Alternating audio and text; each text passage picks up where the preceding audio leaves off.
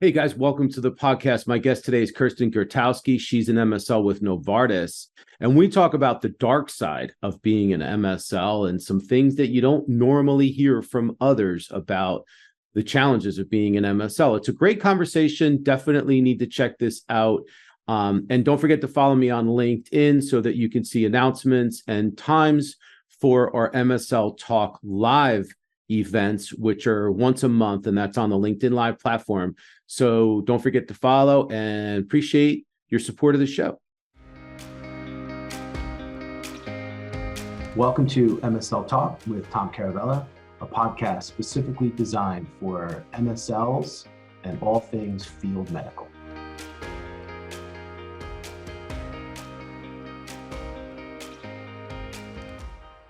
Hey, Kirsten, welcome back to the podcast. Hey, thanks so much for having me. It's good to be back. Yeah, I'm excited. So guys, if you haven't checked before, or if this name doesn't sound familiar, Kirsten was on this podcast recently, not that long ago. It was an amazing episode. So you got to go back and just search for her name and check out our prior episode. But she and I have kept in touch, and she came to me with this idea. She had an amazing idea for a podcast. I have not done this before, but it's such an important topic that I couldn't wait to bring it to you. And we're actually doing this on Black Friday. We're both actually wearing black, which is kind of funny. So if you're not watching this on YouTube, just imagine it is legit Black Friday because Kirsten and I are both wearing black. Anyway, so Kirsten, why don't you do an intro and tell everybody who you are, where you're from, all that good stuff. Sure. So, of course, I'm Kirsten. Last name is Gurtowsky, but I got married in October. So eventually that will change. I'll keep both on my LinkedIn, but just a heads up there, I'll eventually get around to it. I am a physician assistant by training. I've been a PA now for about 10 years, mostly in internal medicine. Went back for my doctorate right around the time of COVID, right kind of before then, and became an MSL. The last podcast, we really talked about that journey and all the networking and the hundreds of MSLs I reached out to. So I've worked now for both small pharma or, smaller companies, bigger companies. Right now, I've been with a big pharmaceutical company for about 2 years, and I work in the cardiovascular and metabolism space. Awesome. And so guys, Kirsten came to me with this idea that we've never done before about not like, we don't want to bash the MSL role. That's not the intention of this episode, but it is to be able to talk a little bit about some of the stuff that people don't talk about. Like people that are MSLs, newer MSLs, experienced MSLs, but especially aspiring MSLs, you always hear about how great the job is and how awesome it is to be an MSL. But what you don't hear are some of the things that, it's like any other job. There's the pros and the cons to any position. So we're going to spend time today talking about the dark side of MSLing, the things that people don't normally tell you. We're going to talk about it today. So you're going to want to probably take some notes and really use this information to reflect on what you want out of your career. And if this is something that you're ready to sign on for, if you're an aspiring MSL or even a new MSL, or maybe you're an experienced MSL and there's things you just haven't even experienced yet. But before we do that, what I'd love to hear from you, Kirsten, is like, what do you love about being an MSL and why do you feel like it's such a great career? And I think you're completely right with what you say. It's the purpose of this is not to say, hey, there's all these downsides and to be negative, but it's really important for people to know what they're getting into and to make sure that it's a good fit for them. So like we had talked about in the past, I networked with about 300 different MSLs before I moved into this career, learned everything good and bad about it. And so I personally love being an MSL. I think it's an amazing career. For me, I love using my medical background. I've gotten 3 different medical and science degrees, so it was important for me to continue using those. I love that I still can impact patients in a positive way, even though I may not be seeing them day to day, one-on-one as a provider. Every time you see a provider's eyes, light up, or you kind of see that light bulb go off, that that's then influencing, hundreds of patients. And for me, also, I think the career growth, that's one thing in clinical practice. You don't want to see a lot of turnover in your providers. So once you get into a role, a lot of times there's not growth that can happen after that as easily. Whereas in industry, everybody's very open to that. You can move into so many different roles, and there's just so many different ways you can grow your career, which I personally love. I like having new challenges. So I think that's one of the coolest things about industry. And you know what? Honestly, just whoever has been listening to this podcast for a while, or if you've been in the field for a while, most people will agree that the MSL role is one of the best jobs you can possibly have, and one of the best jobs you could possibly do. It's why everybody wants to get into the field. It's why people stay doing it for so long. So there's so many pros to it. There's so much that people get out of being MSLs, and there's so much to be said about the career itself. But let's talk on the flip side. Let's kind of flip the script for the rest of this episode and talk about the dark side. And let's start with, what jumps to your head as like one of the most frustrating, let's call it, things about being an MSL? One of the things I think I would say is the constant change. And I think the saying is the only constant in industry is change. And for me, I'm really adaptable. So at this point, when things come at me and changes come at me from the company, I just shrug my shoulders and say, okay. But no matter what, it still comes with some frustrations. I think you can't help that. With industry, your territory could change overnight. I think I've had like 3 different territory variations in a 2-year period of time. And that can sometimes mean that you're working closely with a health system on a project, or you worked really hard to get access somewhere. That territory could change, and you could have to hand that over to another MSL. Your manager can change. It's very common to talk to MSLs and they'll say, oh, I've had 3 managers in 4 years. Team sizes changed. I know my team doubled overnight. They can cut teams. Companies can acquire other companies, or they can downsize. And so I think one of the things for me was that change was very shocking. In addition, I think the job security aspect, it's not that they're not secure jobs, but just right along with that change can bring definitely changes in teams, and that can mean issues with job security. So it's not unusual for things to happen, like a study to fail, or drugs to reach the end of their life cycle, or the FDA doesn't approve something. And all of those things certainly affect the size of MSL teams and just how things look in industry. Yeah, it's such a great point. The volatility and the roller coaster ride that exists, I don't think people are fully aware of or ready for. So you do have to come into this with some sense of resiliency. You have to say, okay, I'm going to be resilient. And it's that's easier said than done, and you don't know it until you get into it. But I do think that's a common frustration. But what about a frustration that may have been a surprise to you, something that you really weren't expecting when you first got into the role? I think for me, one of the things was, number one, how proactive the role is. I spent so much time talking to MSLs to learn how to become an MSL and how to get into the industry, and talking to the MSLs about their day-to-day and what they did. But when I actually stepped foot in the role, my first 6 months, I don't know if I had that full understanding of how proactive you had to be. In clinical practice, you walk in and your schedule's made. Or you're on the hospital floor and you know what patient rooms you're covering. But in MSL world, you have a blank canvas and you have to figure out where to put your time. You are making your own schedule, which is easier said than done. But not only that, you are also trying to align that with difficult to access KOLs, your company's medical strategy, possibly your own territory plan. Your territory needs are different than other MSLs on your team. And in addition, there are others at your company trying to get into the same KOLs. So it's a much more, complicated process than people realize. The other thing I'll say is that it's really hard to learn where that balance is as an MSL at first. There's no off switch. So you don't leave clinic or leave a hospital or whatever your job is. You don't clock out and have a set hours or set schedule. Even if you're on call as a provider, there's still an end to that. With an MSL, that's a really difficult balance at first, because realistically, you don't have an office to go into every day. You have these global companies where you can have text and emails coming in 24 hours a day. your KOLs don't know when you're working and when you're not. So you're still getting text and calls on vacation, or maybe they're rounding on a weekend and they need something and reach out. So I think that that's a common struggle. And that's something that I really learned from as a new MSL, because I didn't know, okay, what's being a good MSL? Where does that work really stop? And it's almost like it's almost like having a territory as an MSL is like having your own business. Mm-hmm. It's, and you've heard the term, or you might hear the term, you have to be the CEO of your territory. That's what that is. Like you really have to be entrepreneurial when you are running an MSL territory, especially if you want to be a top performer and if you want to be successful and hit your metrics, which most people do.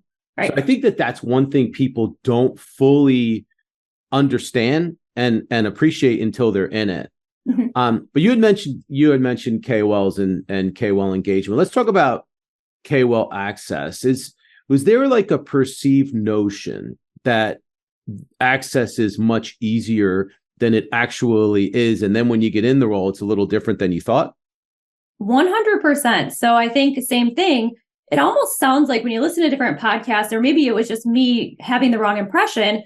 You start as a new MSL, you send out a bunch of emails to these KOLs, you set up meetings, you go to the meetings, and the most difficult part of the job is the scientific conversations.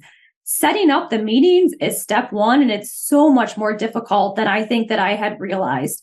I think access is harder than it's ever been, and especially post-COVID, healthcare providers are so busy. They barely have enough time to do their own jobs, let alone meet with MSLs. And you have to remember, you're not only the MSL, like the only MSL reaching out to them. There's other MSLs from other companies, but also there's other people from within your own company also reaching out to them. So it's very, very difficult to get access.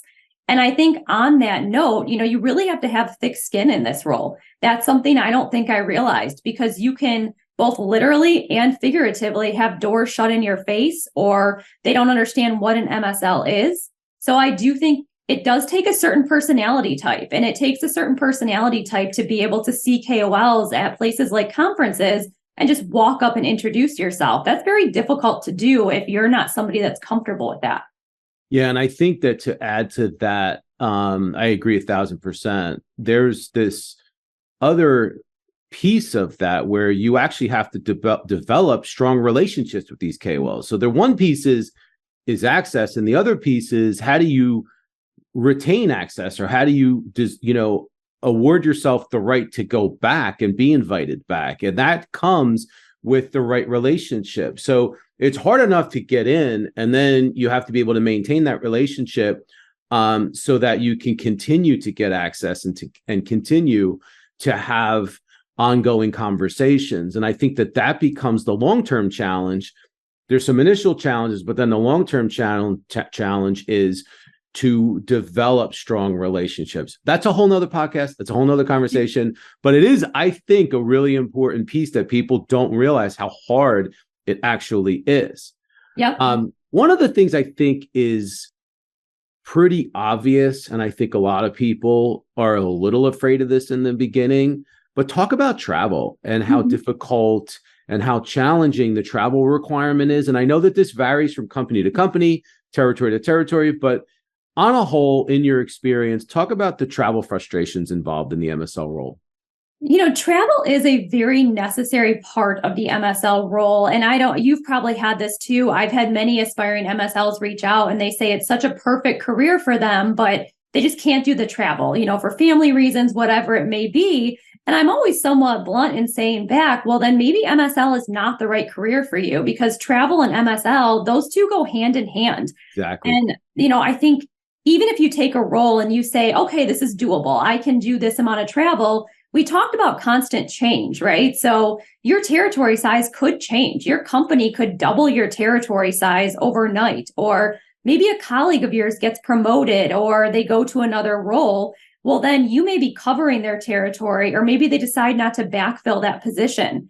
Or your company could all of a sudden decide, well, we want 90% in-person visits, whereas before we were doing 50% virtual, 50% in-person. So these types of things do change a lot. You really have to plan for about 2 to 3 days a week in the field. That could be 2 to 3 days, even overnight in the field. And travel, it comes with its frustrations, especially if you're traveling by plane and you're dealing with delays and missed connections. And my first MSL role, when I covered half the country, I can't tell you how many times I was stranded somewhere because of that. And I think one other thing I will just say on that idea of just travel and scheduling and everything we've talked about, just also remember it's not a 9-to-5 job. One of the things I love about being an MSL is the flexibility. For me, that's amazing, but it comes with downsides because yes, you're flexible, but you're at the mercy of healthcare providers and their schedules and researchers and people like that. So when can they meet? Well, if they're seeing patients or working all day, they may be able to meet only at 6 a.m. or for dinner or at a conference, whatever it may be. So the MSL job does come with a lot of early mornings, evenings, weekends, and I don't think people always realize that. Well, and I think that, and guys, like Kirsten she's speaking from experience, but I'm amazed at how many times I have a conversation with an aspiring MSL or even a new MSL that just doesn't think through the travel piece of it. If you have little kids at home, or if you just have travel restrictions, if you just can't be able to commit to a certain amount of time away from home, you don't have the coverage, or you just don't want to do it, you really have to rethink whether or not you want to do this. Because there's a lot of people that seem to think that, well, I'm just going to get a territory that doesn't require that much travel. And it's like, you really need to vet that out, because that might not exist. It might not exist for what your expectations are. And then you may get into the role and then you'll underperform, you'll upset people, because you can't just do this whole job unless you're a virtual or on-demand MSL, what they call an on-demand MSL, where you don't have to travel. Different story.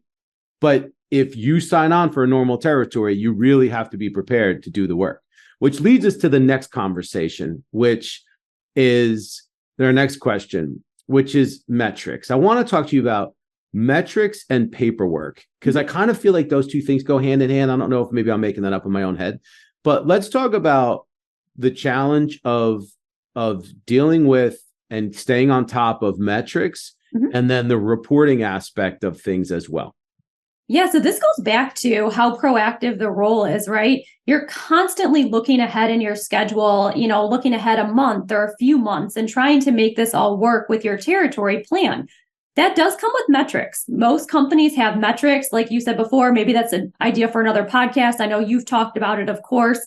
Metrics do vary company to company. I really think most companies are looking at quality over quantity. But at the end of the day, you have to have a certain number to show what you're doing in the field. So there could be a little bit of pressure behind trying to get those appointments or to make those meetings for your metrics. And I think on the side of administrative work, a lot of people don't realize how much paperwork or how much administrative work you do as an MSL.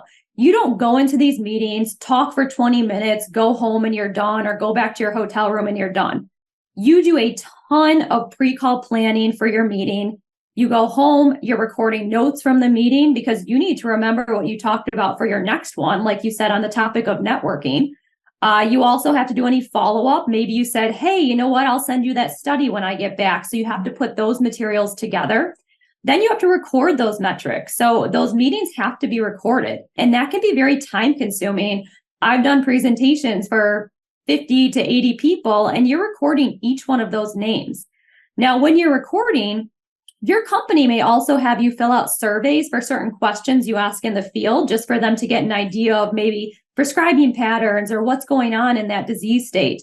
Insights are also something that you'll record. That's a huge part of the MSL role, is gaining insights from these HCPs or KOLs and recording those for the company. And then on top of that, you may have internal projects you're doing. Every single month, there's a lot of little administrative tasks like expense reports. For my role, we do like an impact tracker that we send to our manager. And I think the big thing people need to realize is that you're not given time for these things. All of these administrative tasks and all this paperwork, you have to figure out how to fit it in with your field role. No one says, take a day a week or take X amount of time per month to do this.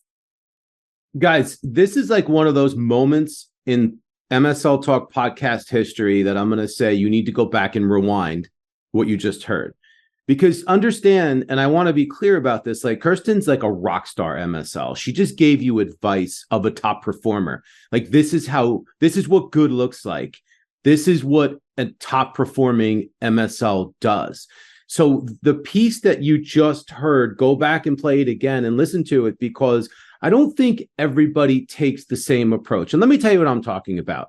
And I've had MSLs. We at the Carolyn Group, we build MSL teams and we have contract MSL teams. And a lot of times the MSLs report to me. And I have to tell you, the thorn in my side with managing MSLs is that a lot of them are just not good with paperwork. They're not good with their expense reports. They're not good with their insights. They're not good with, they just don't do a good job with it. And this isn't like, okay, what are your strengths? What are your weaknesses? Well, my weaknesses is I'm not very organized and I'm not good at paperwork. That's a really bad weakness. It's a really annoying weakness. It's the thorn in the side of every manager. There's always that one or two people on their team that they're always late and they have to remind them to get their paperwork in, or they have to, it's like pulling teeth. So the reason I'm spending so much time on this, and the reason I want you to rewind and listen to it again, is because this makes the difference between you being a high-performing MSL and an underperforming MSL. It also, because of what this podcast episode is about, hopefully will give you a clear understanding of where you need to set your expectations and how much time because Kirsten said you don't get time to do this. Not like, okay, well, we're going to give you a certain amount of time. You have to make time for this.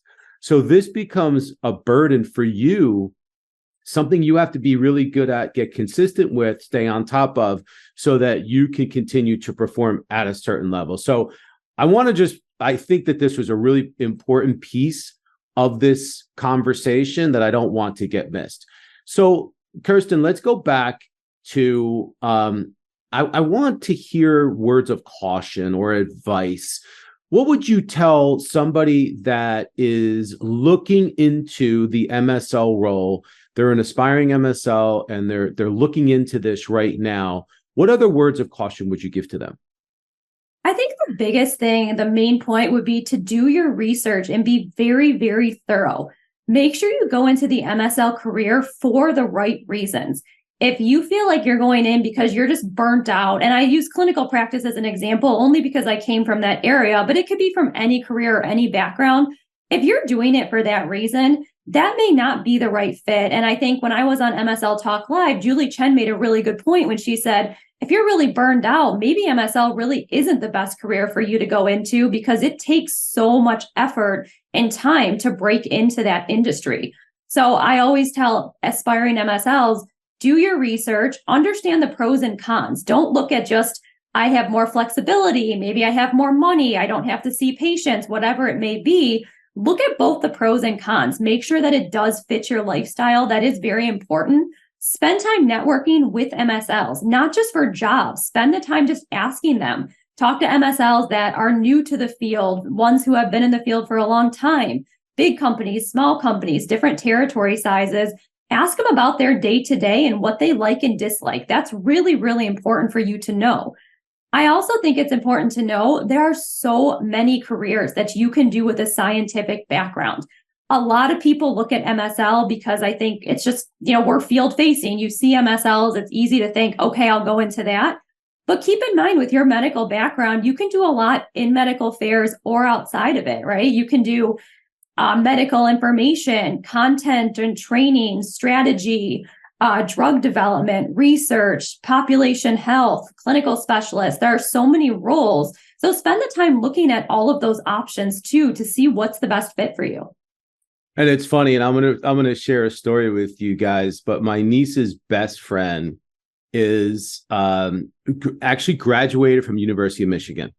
Love it. and Kirsten's a Michigan grad, so perfect for this, perfect story. And I didn't plan on this. This just kind of happened. But and we were together, it was the summertime, and we're having this conversation about careers. And she said, and I can't make this up, but I asked her what she was doing. She said, well, I'm going through physician assistance program, and I'm really excited about it. And I'm like, oh, you want to be a PA? She's like, well, yeah, I think so. I'm not sure if I want to make a career out of it. She's like, everyone's telling me I should be an MSL.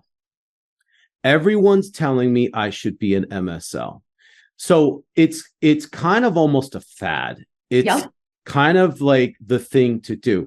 So funny part about the conversation is she's telling me this, and she goes, you probably don't know what that is. So an MSL, she had no idea what I did, like no idea what my day job was. So she's telling this. Now my niece goes, do you know what Uncle Tom does? Do you even know? I guess that never came up before. So then she finds out that, I do this and I have this podcast, and it was actually kind of funny. She may actually be hearing this at some point. But anyway, so the point of the matter is, guys, just because you hear from other people how great this profession might be, and it absolutely is. I don't want to make this a let's bash the MSL career, because it's basically my career, and it's Kirsten's career, and everybody else that's listening to this. It's the greatest career in the world. But we just want to make sure that you're fully aware of what you're signing on for when you get into this role. So Kirsten, let's talk about MSLs. And what advice would you have for current MSLs? What's working well for you? What's not? What can you share with people that are in the position right now? One of the things I think working for me, again, goes back to that podcast we did in May, and it really comes down to networking. I think I spend so much time networking, both internally with my company or within my company, also externally and with KOLs. I also spend time every week networking with current MSLs, both just because I do think it's important with the industry. If something ever happens and you're out there and you're looking for a new role because of layoffs or whatever it may be, but also just to learn from other MSLs, what's working for them. So I spend a lot of time networking. And I think the biggest thing is you just have to be so creative when it comes to that networking and how to get in front of MSLs. In front of KOLs. So for me, I use my internal team a ton. You have people from marketing and the commercial team that are reaching out to these same KOLs. Well, I found out a lot of personal tidbits from them that I can then use in emails or conversations to get their attention. And I've gotten access a few times in some creative ways because of that. You do have to be willing to look at conferences. And I'm not just talking your national. Look at the health systems you're covering. Go to their CME page. A lot of times they'll have internal medicine conferences. You'll have one specifically for PAs or NPs or pharmacists. Go to some of those smaller ones. I think that that's really important for networking too. And just like I said, getting creative. Look at their grand round schedule. Whatever it may be, find the lead residents and fellows. I just think now within industry, you have to get so creative. It is so rare that I actually can reach out via email and then get an email back and set up an appointment. So that idea we talked about in the past of networking, just continue to do that every single day, both internally and externally. Great advice, guys. This is really high level stuff. But it's also so practical. I mean, this is just really good practical advice that you should follow. So Kirsten, last question. What are you excited about? We're obviously closing out on 2023. We're breathing down on a whole new year. Tell me what you're excited about as you look into 2024. Yeah, I think just ongoing career growth. I'm reaching that point as an MSL where it's been about 3 years. So that initial, what am I doing, figuring out the career is a little bit more behind me. I still, of course, have so much to learn. I shadow MSLs with my company that have been in their roles for 15 years. So that's not to say that I'm an expert by any means, but I do feel like I'm at that point where there's some really good relationships built, some good things going on. I'm getting involved in projects. And so I think just continuing that into 2024, I think that time of the year is exciting where you're coming out in January and completely blank slate and making that new territory plan. Yes, it's time consuming, but there's also something really exciting about that. I love it. Well, thank you for coming on. You're awesome. This was like the fastest 30 minutes of my life. It was a really great conversation. So I hope you guys appreciated it. If you did, please share it. Thank you guys for your support of the show. And I appreciate you all. And I appreciate you, Kirsten. Thank you so much. You were amazing. Thank you so much for having me. Okay, guys, we'll see you next time.